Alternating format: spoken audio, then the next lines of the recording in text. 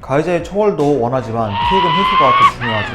보이스피싱을 당했을 때에는 지급정지 신청을 신속하게 하셔서 더 큰 피해를 막는 게 중요합니다. 안녕하세요, 최석호 변호사입니다. 보이스피싱에 당했다는 안타까운 상담이 여전히 많습니다. 전형적인 보이스피싱 수법으로 보이는데도 불구하고 막상 직접 겪어보면 믿을 수밖에 없는 상황이었다 라는 이야기가 꼭 나오게 되더라고요. 전형적인 유형으로는 자녀를 납치했다, 엄마나 사고가 났는데 하면서 돈을 요구하는 경우, 갑자기 급한 일이 생겨서 그러는데 돈이 필요하다고 보내달라고 요구하는 문자를 보내는 경우, 금융회사나 국가기관을 사칭해서 기망하는 경우가 있고, 최근 들어서는 기프트카드나 문화상품권 구매를 유도하거나 불법적인 앱 설치를 유도하는 경우도 늘어나고 있습니다. 이렇게 갑작스럽게 보이스피싱에 당했을 때 어떻게 대처해야 하는지 모두 궁금하실 것 같습니다. 이번 영상에서는 보이스피싱 가해자 처벌 수위, 피해자가 해야 하는 필수 신고 단계, 피해금 환수 가능성 등에 대해서 이해하기 쉽게 설명해 드리도록 하겠습니다. 우선 보이스피싱은 가해자의 기망 행위가 있기 때문에 형법 제347조의 사기죄가 성립할 것입니다.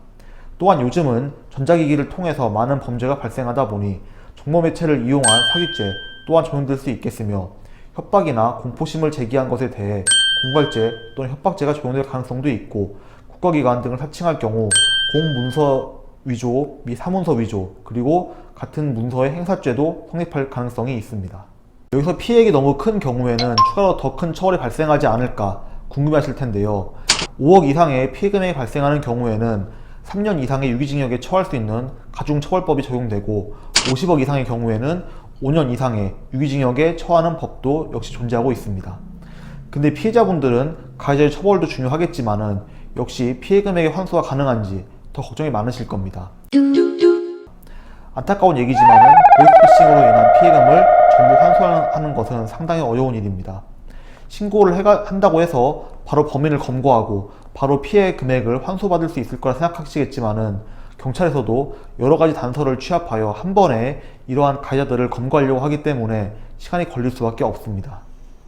그렇다면 가장 중요한 것, 우리가 보이스피싱에 걸리지 않도록 또는 걸렸을 때 어떻게 하면 조금 더 빠르게 대응할 수 있을까요? 첫 번째로, 돌다리도 두들겨보고 건너라 라는 말이 이럴 때 사용되는 말인 것 같아요. 아무리 가족이고 친한 측근이어도 금전과 관련된 전화나 문자를 받았다면은 더욱더 당사자와 연락을 취해서 한번 재확인 해보는 것도 중요할 것입니다. 또한 계좌 오류와 같은 내용의 전화가 온다면은 우선 전화를 끊고 자신이 주로 거래하는 은행에 직접 연락해가지고 확인해보는 것도 필요하겠죠. 그리고 두 번째로는 금전적인 피해가 실제로 발생한 경우에는 바로 지급정지 신청을 진행하셔야 할 것입니다. 금융감독원 콜센터 11332번을 통해서 신속하게 상담을 진행하시거나 통합사기 피해 환급법에 따라서 소송 없이 신속히 구제받을 수 있는 제도도 존재하고 있습니다.